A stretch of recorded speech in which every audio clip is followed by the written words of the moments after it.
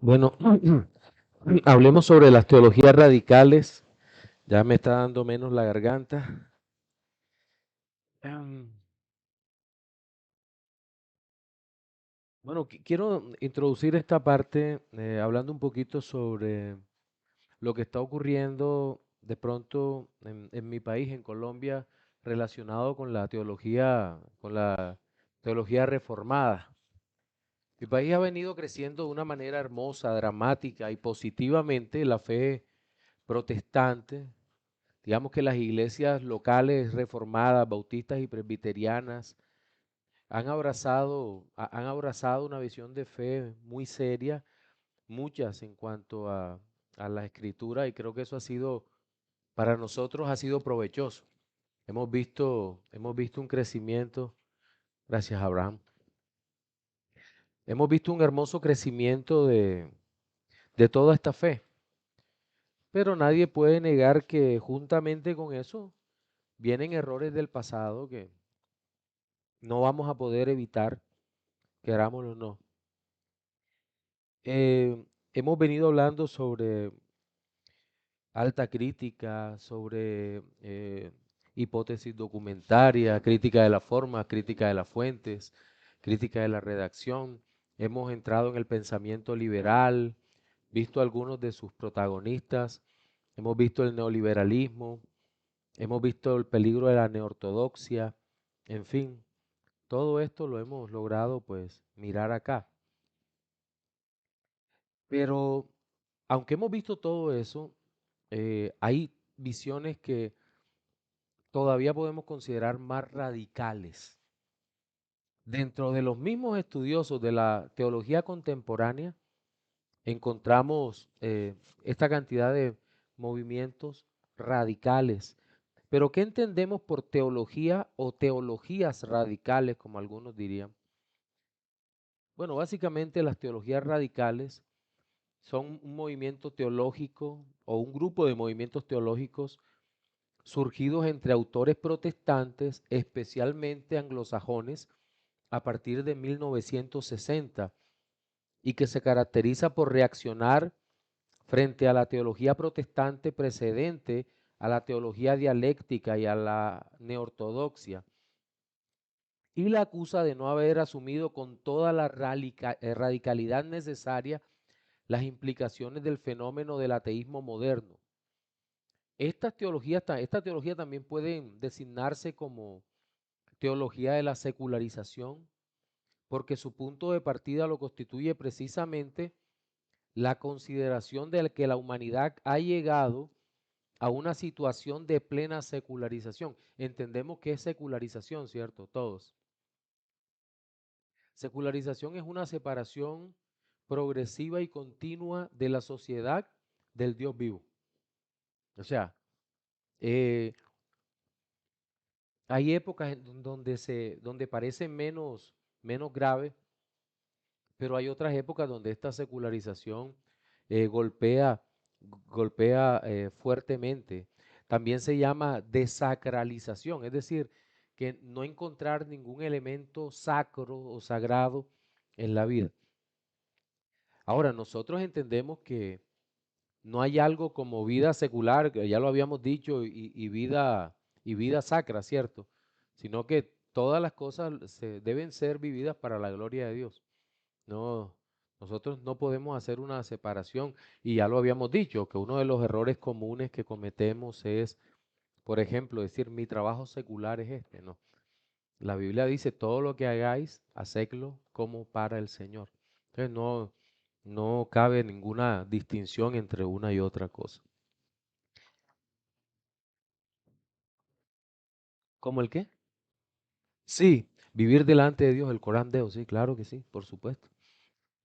Entonces, también se ha hablado de estas teologías como una especie de muerte de Dios, donde estos autores hablan de que todos los sistemas de pensamiento deben ser traídos al presente e ir eliminando la visión tradicional de quién es Dios. Cuando hablan de tradicional, pues obviamente estamos hablando de cómo está en la Biblia. Eso es lo que ellos enseñan. Dentro de estas teologías contemporáneas encontramos en primer lugar a Rudolf Bultmann, 1884 a 1976.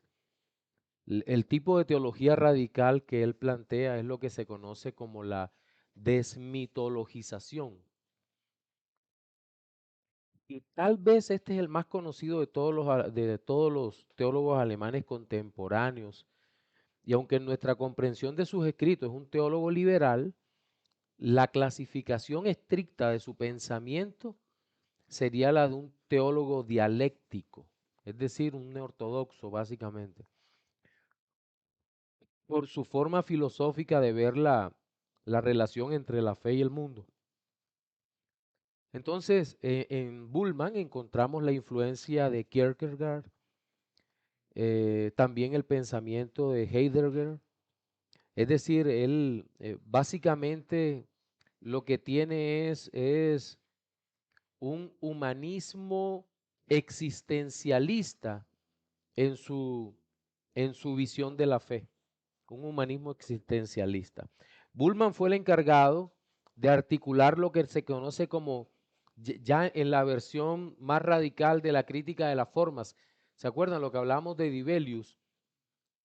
Bullmann lo lleva al extremo, es decir, aquella idea subjetiva que la Biblia es un libro como cualquier otro, negando de plano la inspiración, y esta forma de acercarse al texto también originó la idea de la desmitificación, es decir, quitar lo que ellos consideran mitos de toda la narrativa de la Biblia, todo aquello que aparezca como sobrenatural, simplemente deben eliminarlo. Ellos parten de esto.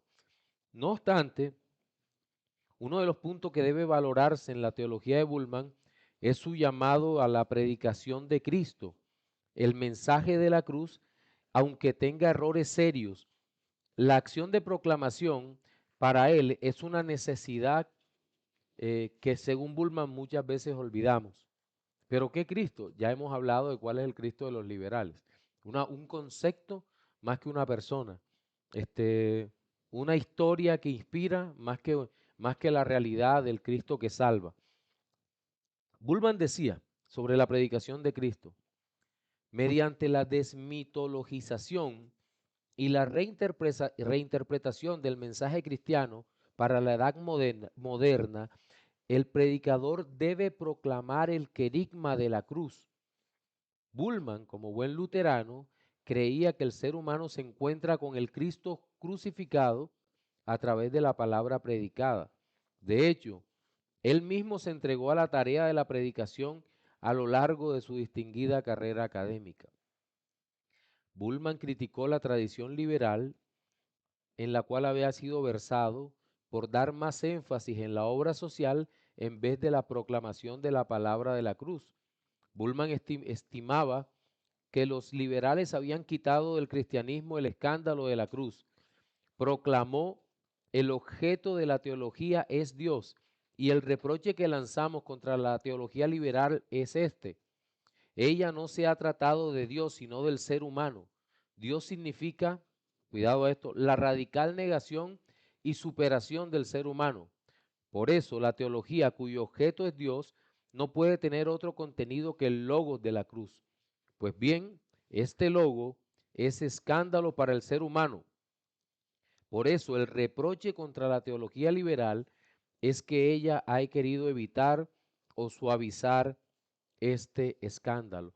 Pero antes de que usted diga, ay, pero hay coincidencias con Bullmann, ¿recuerdan cuál es la visión que tiene Bullmann acerca de la palabra de Dios?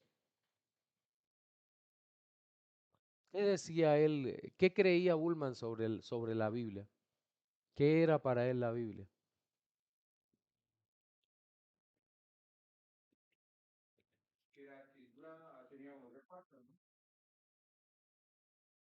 Sí, un libro como cualquier otro. ¿Y la escritura qué? ¿Tenía qué? No, no. No me digan que se les olvidó también, ¿no? Ese Bart.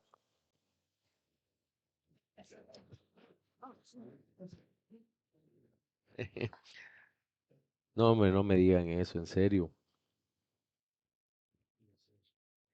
Miren, acuérdense que Bullman, y lo acabamos de decir, es el de la desmitologización del Nuevo Testamento.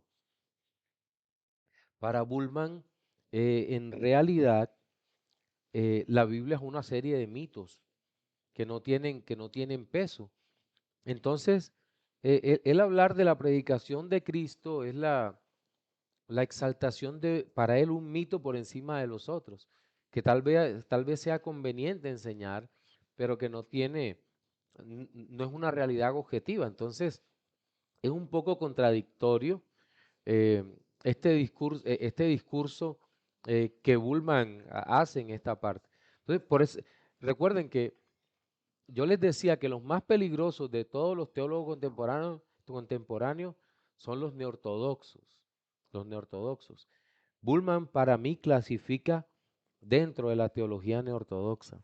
Entonces, esto es lo que lo hace realmente peligroso porque va a usar terminologías que nosotros creemos conservadoras, pero que en realidad son un tema de profundo liberalismo teológico y demás. Sí, ¿hay alguna pregunta hasta acá?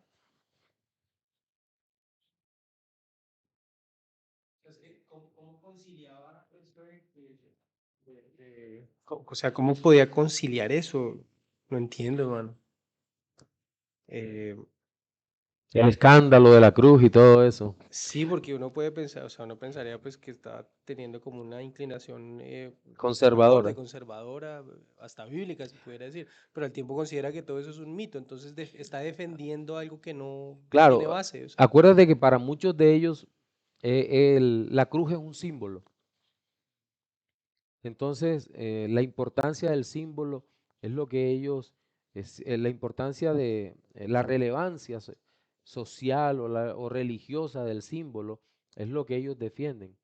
Entonces, para ellos la cruz es un símbolo que está ligado a todo un comportamiento ético y demás. Entonces, por eso es que ellos tienen esa perspectiva que finalmente termina siendo una perspectiva bastante pobre del Evangelio. Sí. Siguiente es el cristianismo mundano, Dietrich Bonhoeffer. Yo hace como 6 años tuve la oportunidad de leer un libro biográfico sobre Bonhoeffer. Se llama Bonhoeffer, Pastor, Mártir y Profeta.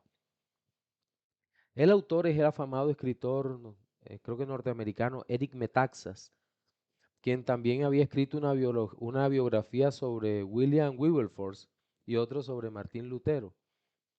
Lo que me llama la atención es que en medio del testimonio de valor de este alemán, de Bonhoeffer, hay datos, como yo les decía, que te invitan a pensar si era o no un verdadero creyente, mientras que algunos de sus escritos sobre la fe te llevan a dudar sobre eso. Bonhoeffer nació en 1906 y vivió hasta 1945.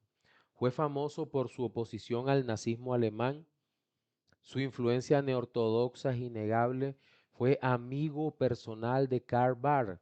De hecho, sostuvieron una abundante correspondencia y dentro de sus puntos más importantes de la teología se encuentran la visión eclesiológica de Bonhoeffer, por ejemplo, que se basaba en la disciplina y el sacrificio. Él decía que la iglesia solo existe para los demás. Por lo tanto, el servicio es un tema que se va a ver muy acentuado en sus escritos. ¿Cómo es vida en comunidad? Es un texto que ustedes lo van a encontrar desde la perspectiva ética, como habíamos dicho, bastante interesante.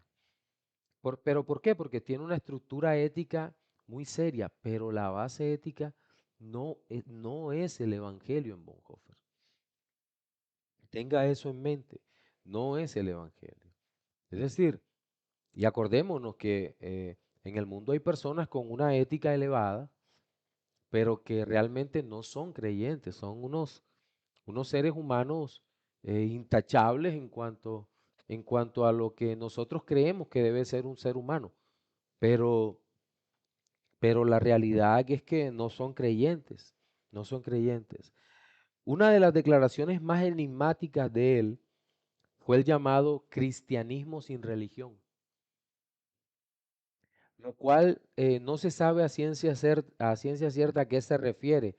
Si la religión fue reducida a la visión secularizada de los judíos, en donde se estremezcla la religiosidad con la verdadera fe y se pide una vida alejada de esa hipocresía, o si se refiere a los métodos litúrgicos, como las congregaciones expresan lo que debe ser el culto al Señor, el entendimiento del culto al Señor.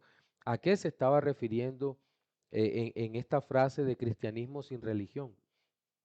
Ahora, nosotros hemos escuchado frases muy similares en nuestro tiempo, ¿verdad?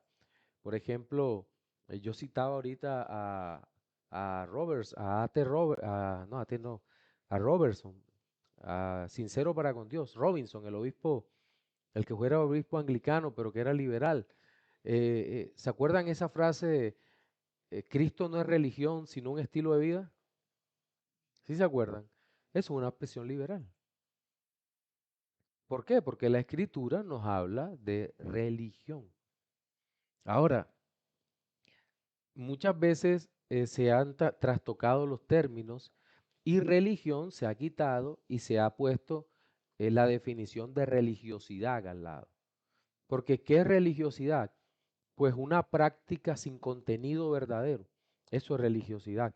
Pero religión es lo que nos dice el Señor, que hay una religión verdadera. ¿Cuál es la religión verdadera?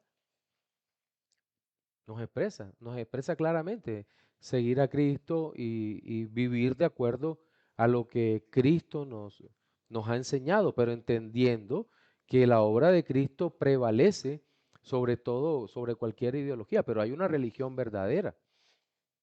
Entonces, que eso no nos lleve en una dirección contraria a lo que nosotros realmente entendemos que es la verdadera religión. Sí. Entonces, con este tipo de situaciones hay que manejarlo con cuidado. Ahora, una de las principales dificultades para clasificar a Bonhoeffer en alguna categoría teológica radica en que él no escribió tratados de teología sistemática, en donde, como lo hizo Barth, que él pudiera decir, yo creo esto de la Biblia, yo creo esto otro sobre la obra de Cristo, yo creo esto en escatología. No, de lo que más tenemos es sobre la eclesiología. Entonces, es mejor, no podemos conocerlo en su totalidad, pero tratando de entender su biografía, cuando uno lee la biografía de él, uno ve a un hombre ávido por encontrar significado en su vida, por encontrar de alguna manera esa experiencia definitiva que muchas veces vemos en estos hombres, una búsqueda de una experiencia definitiva que lo acerque a Dios. Pero es que esto no se puede hacer por fuera de la escritura, porque la salvación no es, en ese sentido, no es una experiencia, sino una realidad objetiva. Somos justificados por la fe en Jesucristo. Nacemos de nuevo por la obra del Espíritu Santo.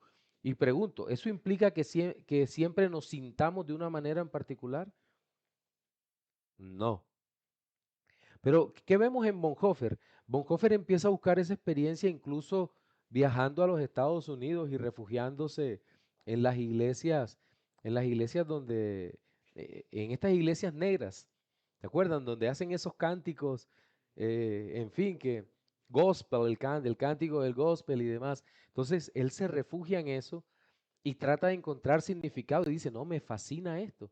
Y él visita a un amigo y desde allí le escribe a Harnack, que nosotros vimos a Harnack acá, y dice, no, esta gente tiene una búsqueda verdadera, hay una búsqueda genuina.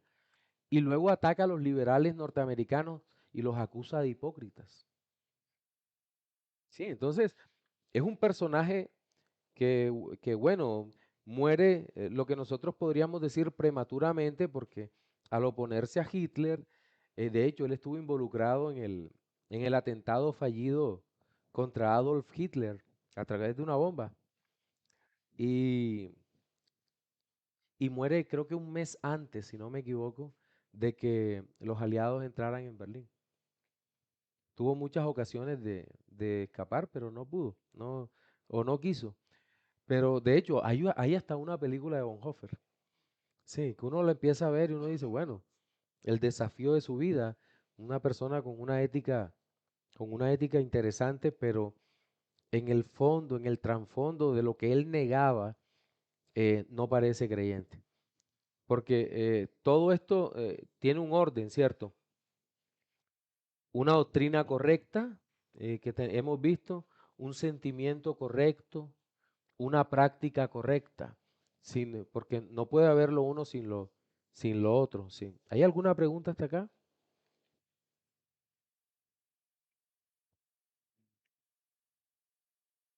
Bueno, sobre este aspecto también tenemos que ver que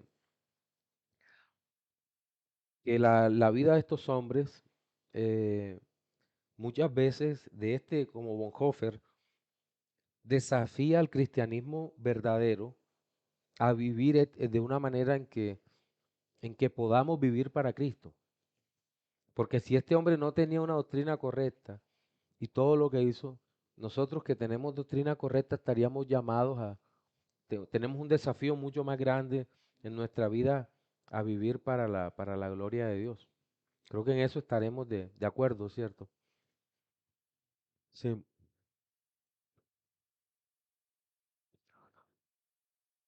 Bonhoeffer, al igual que Barr, concibió a Cristo más desde la perspectiva de la experiencia, el encuentro místico, y rechazó lo que denominó la religión. Entonces ya decíamos que no podemos determinar a qué se refiere con el tema de la religión, porque es bastante, el tema es bastante amplio en sus tratados. Para Bonhoeffer, Cristo estaba activo en la vida secular. Cristo no, decía él, Cristo no está exiliado de nuestro mundo irreligioso, está presente en él. Entonces, digamos que hasta aquí su visión sobre Cristo nos confronta. Sobre la iglesia, ya lo habíamos dicho, que la iglesia solo existe cuando existe para los demás, muy social, una labor muy de esa manera. Entonces, esto vuelve a su eclesiología subjetiva, pero bastante pragmática. Es decir, la iglesia, y de alguna manera la conduce hacia una forma de activismo, eh, en donde los individuos puedan actuar, pueden mostrar de alguna manera su, eh, su servicio a los demás. Ya hemos hablado del cristianismo sin religión, en fin. Bueno, después de Bonhoeffer encontramos a Oscar Kuhlmann. Oscar Kuhlmann, la historia de la salvación. Kuhlmann se centra en los eventos históricos de la salvación, pero él fracasa al usar el enfoque crítico tradicional de los liberales y neortodoxos sobre la escritura. La teología propuesta por este teólogo se denominó la historia de la salvación. Kuhlmann rechazó la idea de los mitos en la escritura, pero debido a su influencia, siempre consideró que la Biblia no es infalible, que tan solo es un vehículo que explica los eventos divinos. Es decir, es muy parecido a lo que enseñaba Barr. El teólogo español Xavier Picaxa, que es progresista y humanista, valora algunos aspectos de la teología de Kuhlmann.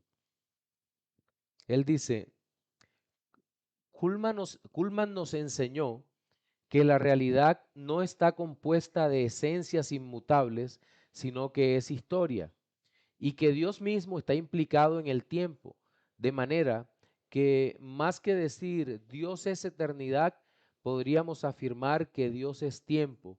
Formamos parte de la historia de Dios. Esto es una herejía completa. Sí, porque niega el atributo de eternidad de Dios tal y como nosotros lo conocemos. Y sin lugar a dudas, la visión de la historia que tiene Kuhlman es más cercana ¿a quién? A la dialéctica de quién? De Hegel.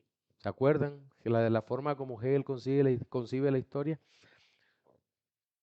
Kuhlman nos dijo que la iglesia o las iglesias no son inmutables, que han cambiado y cambian. ¿Eh? Sí, él la concibe como un proceso armónico, pero en donde van luchando una tesis con la antítesis y la síntesis en toda la historia. Entonces, digamos que se van generando nuevos fenómenos a través de los opuestos que van luchando y se consolidan en síntesis nuevas y así ad infinitum. Es más o menos eso, la lucha, eso es lo que entendemos como la historia dialéctica. Yo creo que Kuhlman entiende la historia de esa manera, una muy dinámica, pero en últimas, a pesar de la dinámica que plantea el liberalismo teológico, la neortodoxia muchas veces y cualquier otra cosa, eh, creo que termina siendo formas circulares de entendimiento de la historia. Es decir, de alguna manera los eventos se repiten de forma cíclica. Es una trampa. Los creyentes no creemos eso. Los creyentes, como lo he dicho, creemos que la historia va hacia el final, en donde nuestro Señor Jesucristo regresará al final de esa historia para tomar a su iglesia mientras que los impíos son juzgados. Sí, no mediante un rapto secreto o algo por el estilo, sino el fin de la historia. Cuando Cristo venga se acaba la historia. Es lo que nosotros vemos en las escrituras. Es lo que vemos. Cristo viene, se acaba la historia. No hay segundas oportunidades para nadie, no, sino que es así como lo entendemos. Bueno, Kuhlman nos dijo que las iglesias no son inmutables, que han cambiado y cambian en la línea abierta por el Evangelio, de manera que es preciso un intento nuevo de transformación del catolicismo y del diálogo ecuménico. Por eso pero por eso resulta necesario precisar el tiempo de la iglesia sin olvidar en modo alguno el tema clave de los signos del tiempo que el Concilio Vaticano II tomó en parte de Cullmann.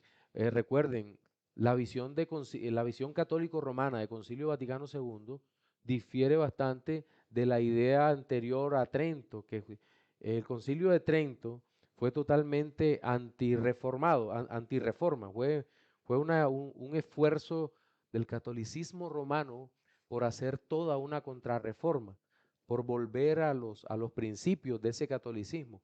Pero el catolicismo se da cuenta que está muriendo, por llamarlo así, que está muriendo rápidamente y, y el siglo pasado apenas se plantea un nuevo concilio, al que llaman Concilio Vaticano II, en donde es más abierto, en donde reciben a todos. Entonces ya no nos llaman a nosotros los protestantes hijos del diablo, como llamaron a Lutero, el, el jabalí que entró a pisar la huerta, en fin, sino que ya nos llaman los hermanos separados.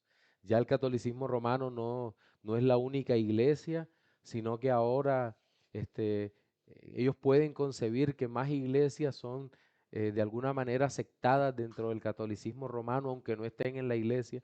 Es decir, hay toda una, entre comillas, apertura, pero que no es más que eh, el aceptar muchos postulados de la teología liberal en una iglesia que se abre.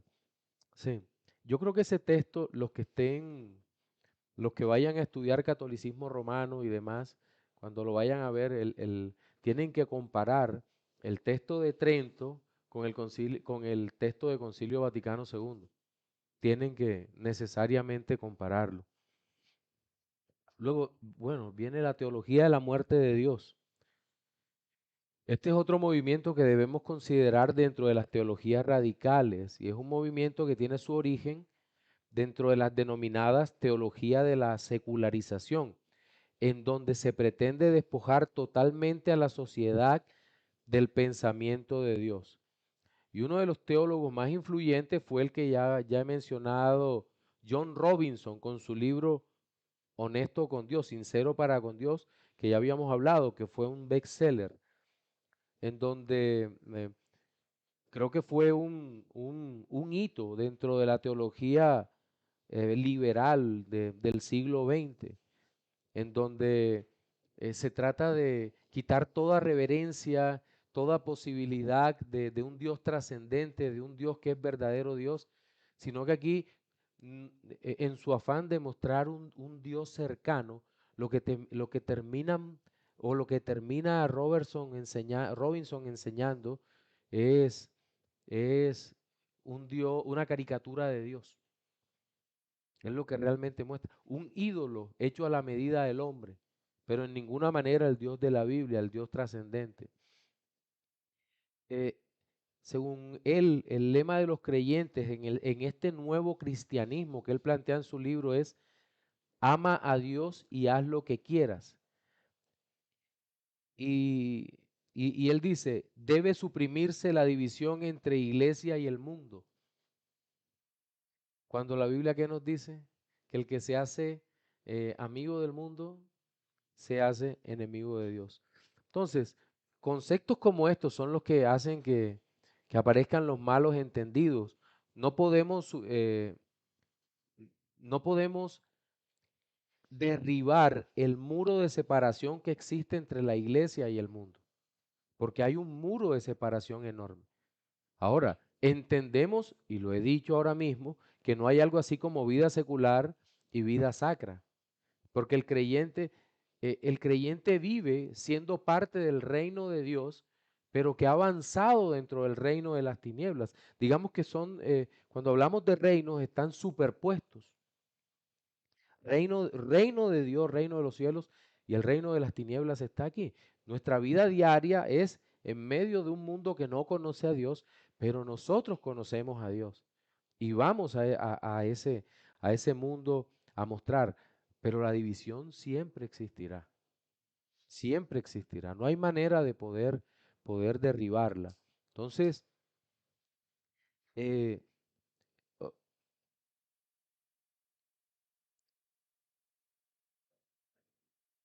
Robertson en este libro lo que nos trata de mostrar es un cristianismo bastante ligero, un cristianismo sin poder, un cristianismo que se adapta al mundo, eh, y que en últimas lo más importante es ser relevante, pero con las mismas herramientas que el mundo, que el mundo usa. La siguiente de las teologías que nosotros vemos es la que se conoce como teología del proceso, que es de la misma línea de la teología de la secularización y puede definirse como la posición filosófica y teológica de que Dios cambia como lo hace el universo. Mire lo que dice, Dios cambia como lo hace el universo. Por lo tanto, nuestro conocimiento acerca de Dios debe ser progresivo en la medida en que aprendemos acerca de Él y que este conocimiento nunca podrá descansar en algún absoluto, razón por la cual los teólogos que apoyan esta posición niegan los absolutos de Dios, como por ejemplo su inmutabilidad y verdad. Aún más, esto significaría que el conocimiento absoluto de Dios sería posible y una misma revelación de Dios en la persona de Jesucristo y la Biblia eh, de alguna manera también tendría el mismo resultado. Pero esto también abriría la puerta para todas las filosofías humanistas que nosotros hemos visto, sistemas teológicos falsos, la racionalización de las cosas sagradas, en fin. Hablando en forma lógica, si la teología del proceso sostiene que Dios es progresivo y cambiante, entonces, dada una cantidad infinita de tiempo en el pasado, Dios no podía ser realmente Dios. Y el mismo Dios que prometió algo en el pasado no es el mismo Dios que encontramos ahora. Si Dios está atado a los cambios del ser humano. si Dios tiene que adaptarse al ser humano.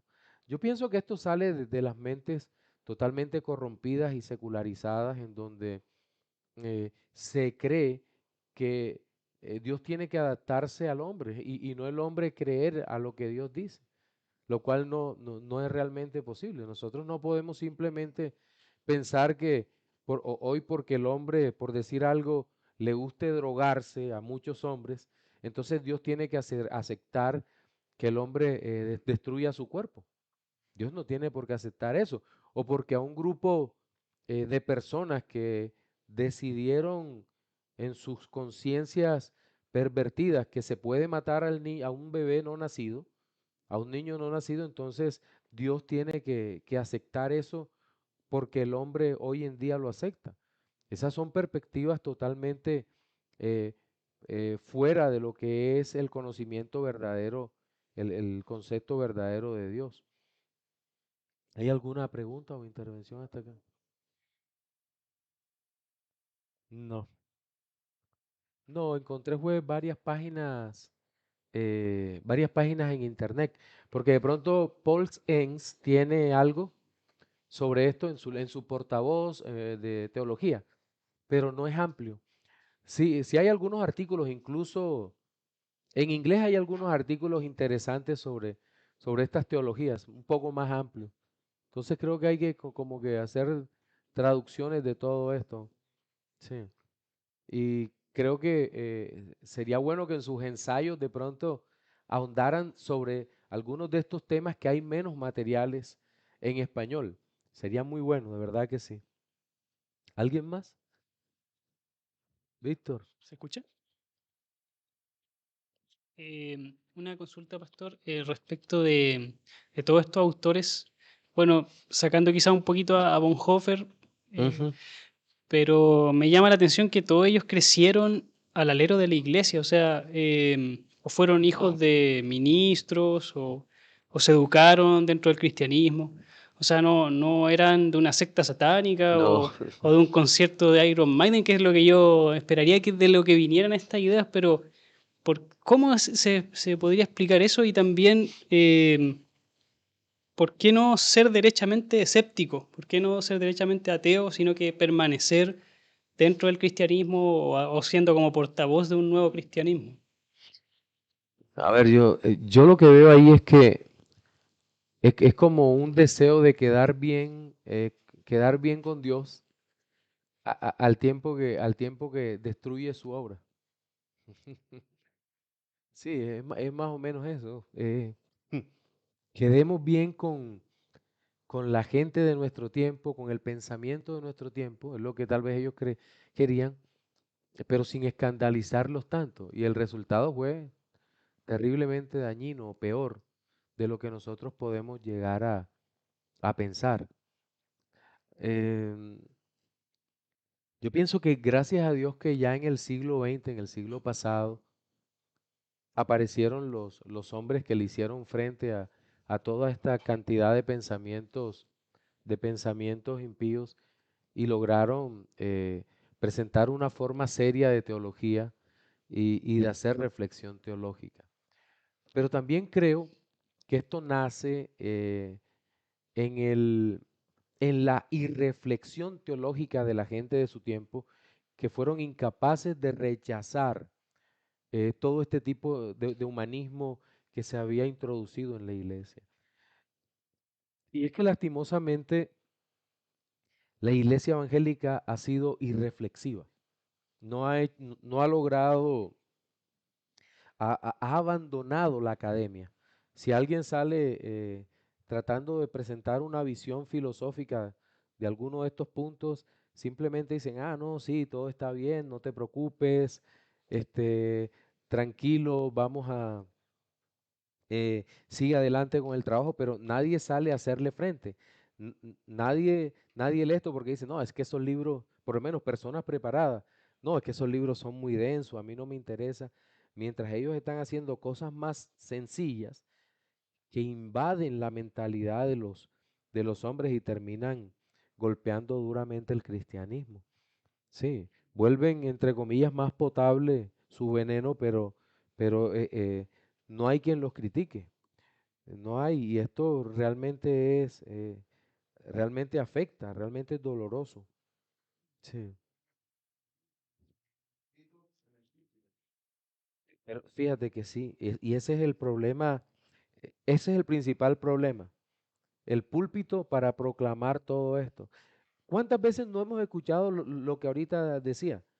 No, es que esto no se trata de religión, sino una forma de vida. Sí, esto no se trata, esto es un estilo de vida. No, de cómo. Y suena bonito, ¿verdad? Ay, qué lindo, no. No, esto no es un estilo de vida, esto es la vida. El estilo se refiere a la forma exterior, a la práctica, a lo que se muestra. Pero la vida misma es lo que Dios ha hecho. Dios nos ha llamado a vivir la vida cristiana de una manera radical y seria. Dios nos ha llamado a esto. No es que no, es que ahora estilo de vida y entonces es cuando vemos, eh, bueno, no tengo nada contra el suéter contra el suéter que tenga una leyenda cristiana, pero, pero cuando la vida se vuelve eso, estamos graves, ¿no? Cuando la vida es solo eso. El suéter, ¿eh?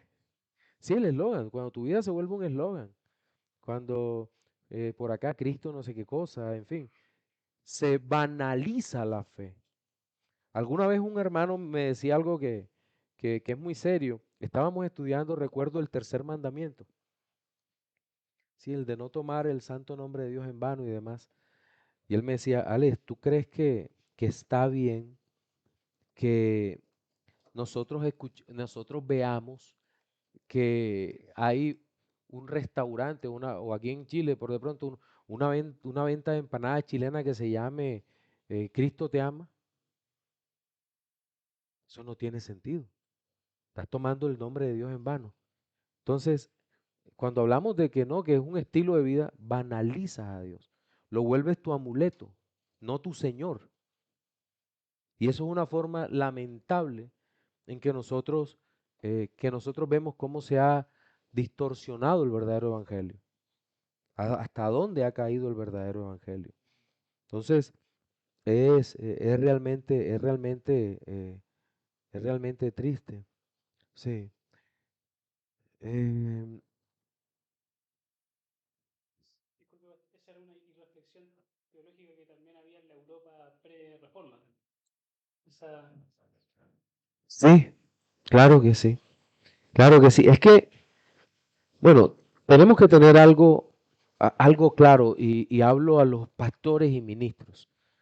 Creo que una de nuestras labores formadoras como pastores o como ministros es poder tener una iglesia que sea capaz de hacer reflexión teológica de discernir, es la palabra técnica que se usa en la escritura, de discernir lo que está haciendo en su vida. Porque no se puede simplemente cerrar los ojos y los oídos a todo, no. Es un mundo que necesita ser evaluado desde la perspectiva de la fe. Y sobre eso no hay, eh, no hay preparación muchas veces para la iglesia. La iglesia se suelta y termina naufragando porque es como si se embarcara la iglesia en un barquito de papel. Sí, que termina hundiéndose más tarde que temprano. eh, Creen que van a pasar el océano en el barquito de papel y pronto se hunde porque no tienen herramientas. La iglesia no tiene herramientas para evaluar el mundo y los fenómenos del mundo que están viniendo hoy en día. De hecho, hablemos de los problemas sociales que se presentan hoy en día en América Latina, que no son menores. Nosotros no sabemos dónde puede estallar la próxima guerra civil en América Latina debido a todos estos movimientos que se están presentando. ¿Y cómo la iglesia puede hacer una evaluación de lo que está pasando aquí si nosotros como hijos de Dios no presentamos una visión seria acerca de estas cosas? ¿Cómo hacemos? No, este, refugiándonos en el liberalismo teológico. No, en ninguna manera. Hay que enseñarlos a que tengan argumentos. Miren, sobre esto, alguna vez estábamos hablando sobre economía en la iglesia y se nos acercó un hermano exigiéndonos que no habláramos de ese tema. Exigiéndonos, ya él se fue de la iglesia, pero exigiéndonos que no habláramos de ese tema. Decíamos, pero ¿por qué? Si el consejo de Dios, la santa palabra de Dios, habla de todo esto, ¿por qué no lo vamos a hacer? No, porque nada más hay que hablar de Cristo. Estamos hablando de Cristo, pero ahí hay unos principios bíblicos para nosotros hablar de una economía cristiana. No, pero es que, no, lo que pasa es que tú no quieres que hablemos de eso, porque en tu ideario, en tu cosmovisión, eso no puede ser como la Biblia dice que es. Naturalmente, estábamos hablando de principios de economía de mercado, de libertad económica y todo eso, y no le gustó, porque tenía una visión más progre y todo eso. Entonces, mire, bueno, y hablando de eso, el siguiente tema que viene son las teologías socialistas. Entonces, básicamente en la teología socialista se confunde la reivindicación social con el evangelio. Eso es lo que es una teología socialista. Se habla del mejoramiento de la humanidad, del cambio de las condiciones económicas y sociales que afecten positivamente el entorno. Entonces se cree o se considera que el evangelio, que el verdadero evangelio apunta en esa dirección, de producir una serie de cambios, una serie de cambios sociales que mejoren, que mejoren al hombre. Y eso no es lo que realmente la eh, escritura habla. Miren, yo recuerdo hace algunos años, yo no sé si les conté, yo tenía a un individuo que, que él en su seminario enseñaba era pura teología progre. Y yo colgué un póster de la conferencia reformada que iba a haber en Colombia y me escribió con rabia. ¿Por qué pones a esos gringos en tu póster? Tienes que pensar en la teología latinoamericana. Yo le decía, bueno, ¿y cuál es la diferencia entre la teología gringa y la americana? ¿Cuál es? O la diferencia entre la teología europea en temas concisos como la salvación o demás. No hablemos de temas como el Día del Señor y eso. No, porque es que tú tienes que hablar de las reivindicaciones sociales de las minorías. Tienes que hablar de la reivindicación del indígena, del gay. Tienes que hablar de eso. Y yo, no, la verdad yo no tengo que hablar de eso, eso es basura. Y se molestó y empezó a chatear. Yo no discuto por Facebook, pero esa vez tocó. Y me dijo, ¿y los grandes teólogos latinoamericanos? Yo le puse, ¿cuáles? ¿Cuáles? Entonces me dijo, Falvos Borda, Miguel Bonino, René Padilla, Leonardo Boff. Mire, todo eso son liberales, teología de la liberación, eso no tiene relevancia dentro del campo del estudio bíblico serio. No, pero la teología. Entonces me acuerdo que le dije algo, le dije, mira, para que el estudio teológico sea teológico, tiene que partir de la escritura. Si no hay estudio bíblico, no hay teología.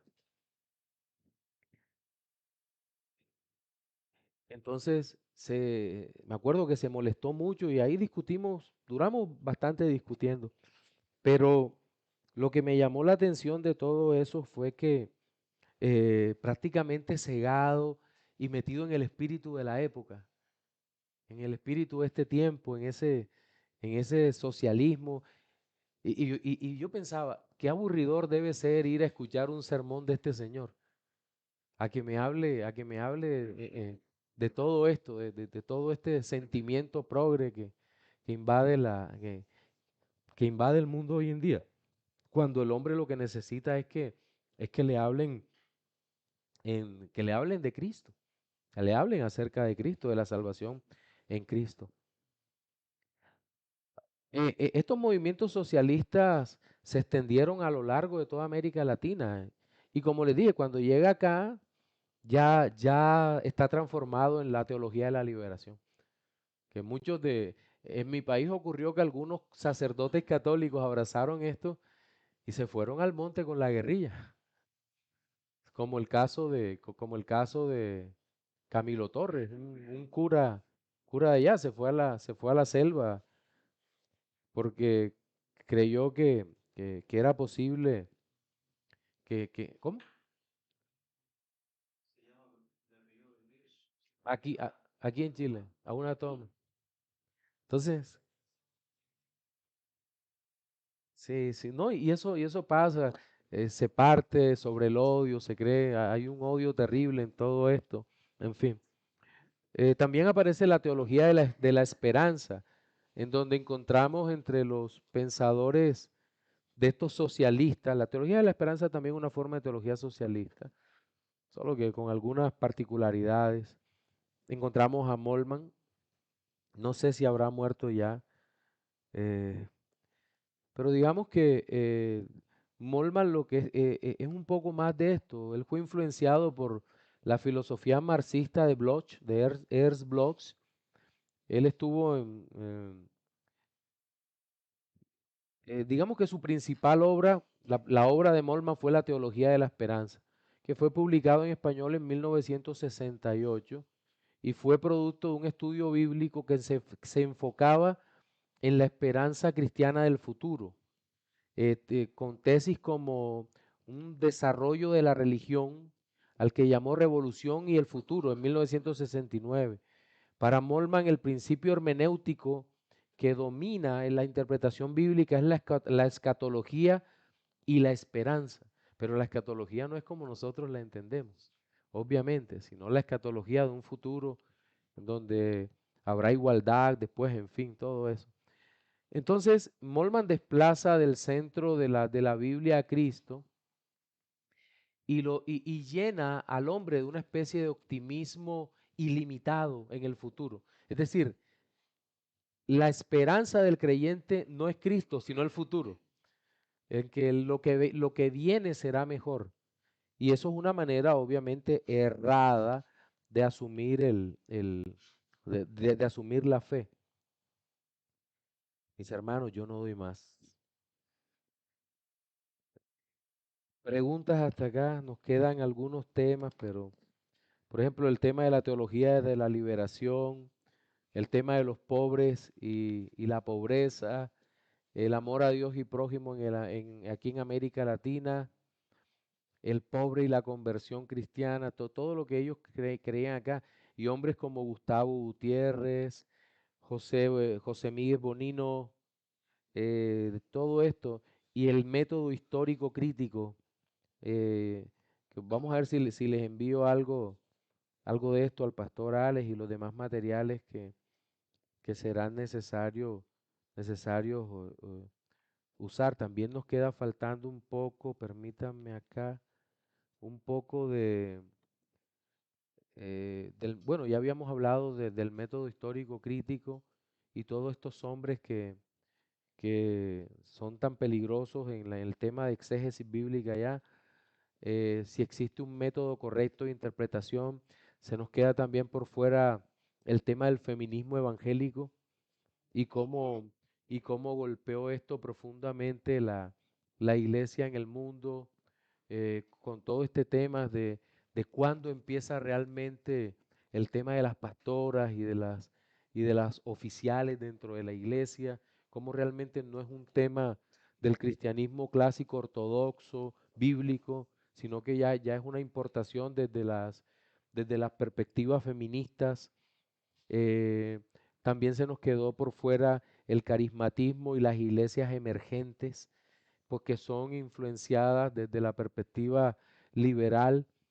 Y dos apéndices, un apéndice sobre el reconstruccionismo cristiano y otro sobre la teología queer. Sí, pero ya no, ya no doy más definitivamente. ¿Hay alguien que tenía una pregunta que vi que tomaron el micrófono? Si no me equivoco, el actual Papa, él fue como en su vida trasladado a una provincia muy pequeña en Argentina, bien pobre, y empezó a abrazar estas teologías porque le enviaron como libros sus amigos y creo que todas estas creencias que él está plasmando ahora en la Iglesia Católica, que obviamente no compartimos, son por influencia de este tipo de teología. No sé si... Sí, tienes toda la razón y de hecho Bergoglio es claramente un, un socialista en su manera de pensar. Ahora, lo que yo no sé exactamente es cómo llega a ser papa. Aunque ya el catolicismo romano, en Colombia hay un presentador que él fue sacerdote y él, antes de que escogieran el papa, él dijo, no se extrañen si el próximo papa es Bergoglio, el argentino. Ya uno lo tenía allí como el menos opcionado. Pero el tema es que al parecer Ratzinger, Benedicto XVI, sale de allí porque era un creyente conservador del catolicismo. Y él lo sacan es por algo así como atraer la masa nuevamente y revitalizar el catolicismo romano, sobre todo en esta parte del mundo que es donde más adeptos tiene todavía, porque en Europa y en Estados Unidos está en bancarrota, llamémosle así.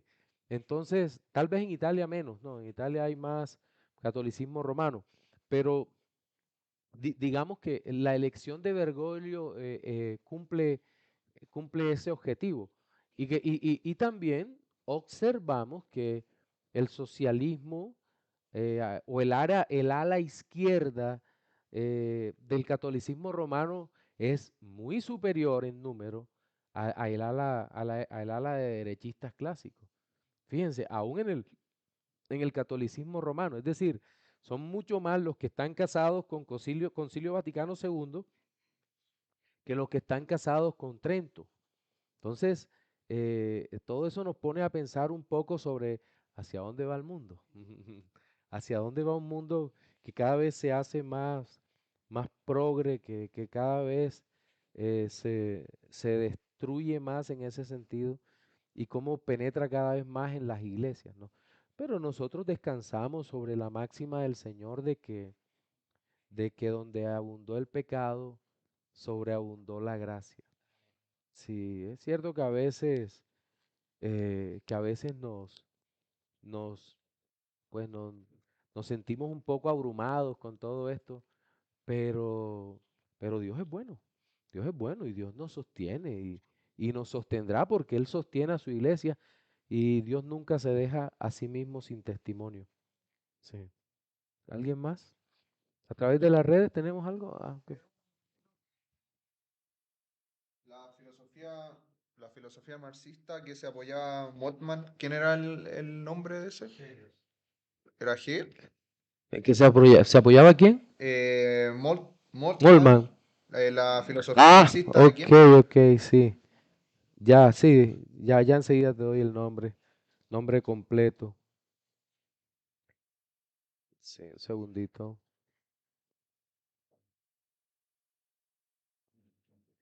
Sí, déjame retrocedo un poco acá.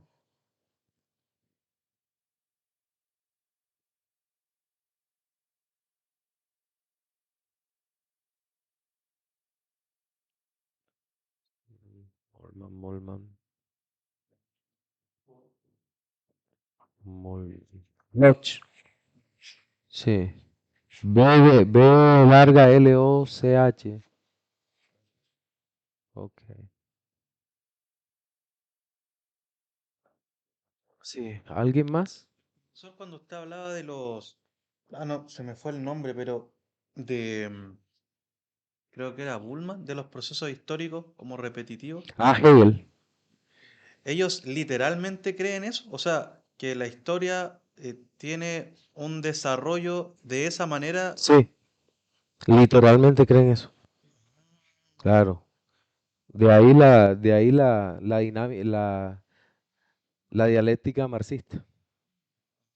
Claro. Y en la escatología, por lo tanto, para ellos no existe como tal. No hay algo para ellos no hay como creemos nosotros en una segunda venida literal de Cristo. No. Ellos creen en la llegada al corazón, pero no en la realidad de la segunda venida de Cristo. Es que no hay uniformidad en eso. Algunos tienen una sociedad idealizada como incluso algunos ateos lo tienen, en donde, por ejemplo, piensen en las obras de ficción. Algunos es aficionado a las obras de Roddenberry, de Star Trek, de las estrellas. Roddenberry está donde está Spock y todo eso, sí. Él está muy influenciado por la filosofía positivista, en donde la ciencia acabará con todos los problemas, alargará la vida y demás. Entonces, eso lo encontramos, una visión optimista de la historia. Todo tiempo futuro será mejor, no todo tiempo pasado fue mejor.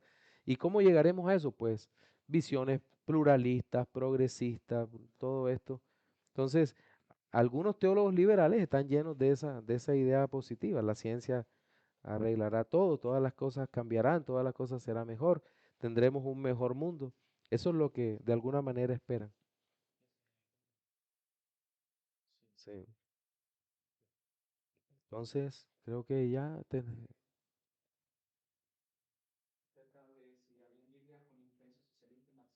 sí.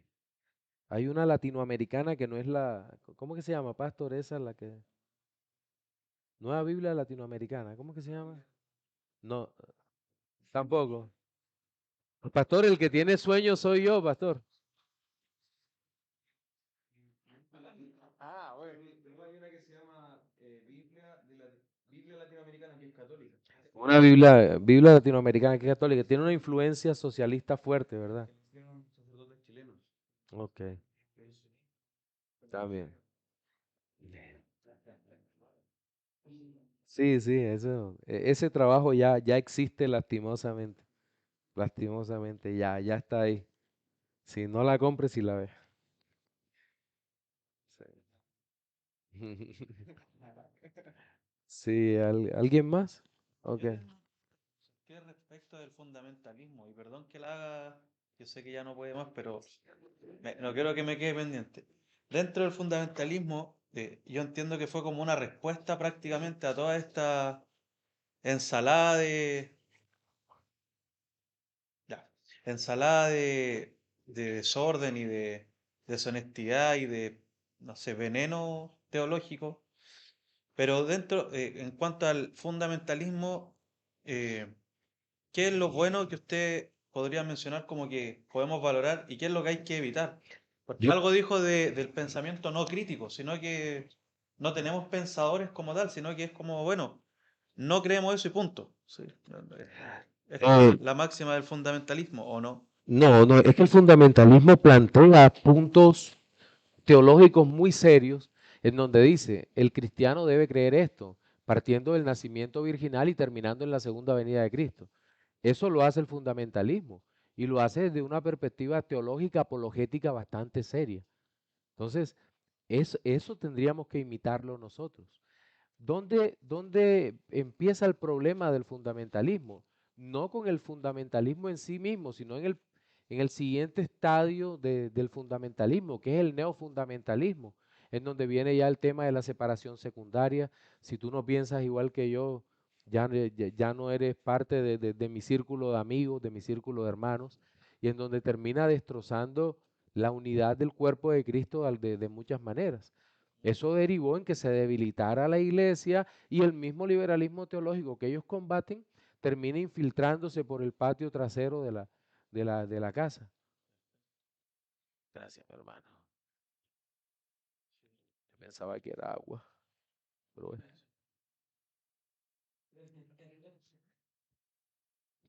Sí, mi hermano. Sí, profesor, es que yo lo preguntaba, solo por ejemplo, que por un lado es la iglesia tiene que salir de sus cuatro paredes, el Ajá. fundamentalismo en un sentido es como la iglesia está bien encerrada dentro de las cuatro paredes. Por lo menos acá en Chile hay mucho de eso, sobre todo en la iglesia pentecostal. Sí, sí, lo que pasa es que pienso que el liberalismo teológico de alguna manera nos hizo sentir mal. Cuando yo no, ustedes están encerrados en las cuatro paredes, en fin, pero el llamado no fue evangelizar. El llamado fue un llamado más bien a la acción social. Porque, ¿no? ¿Y qué hay que hacer?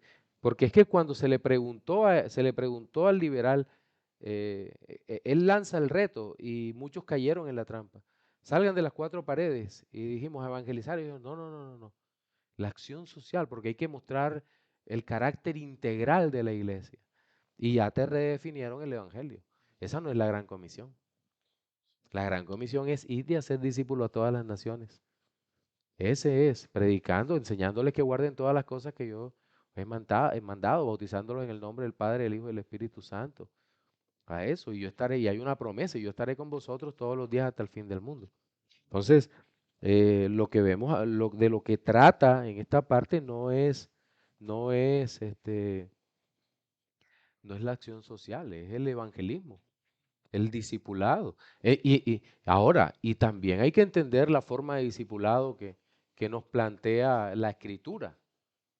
No son las 10 clases de discipulado que nos inventamos, sino un discipulado serio.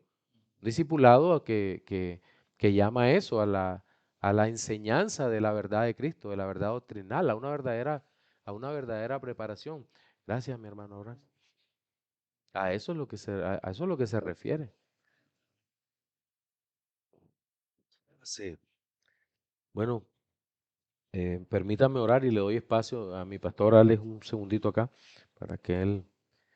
Señor, tú eres nuestro Padre, queremos darte las gracias porque tú eres bueno y para siempre es tu misericordia. Gracias por todo este tiempo que nos has dado. Gracias por enseñarnos tu palabra. Te suplico que te quedes con nosotros, Señor, que guardes nuestra vida, que nos lleves con bien hasta todo lugar donde debamos ir, Señor. También pido por mi vida que me lleves con bien a mi hogar en Colombia, Señor, y que tú nos bendigas con tu presencia en cada momento de nuestra vida.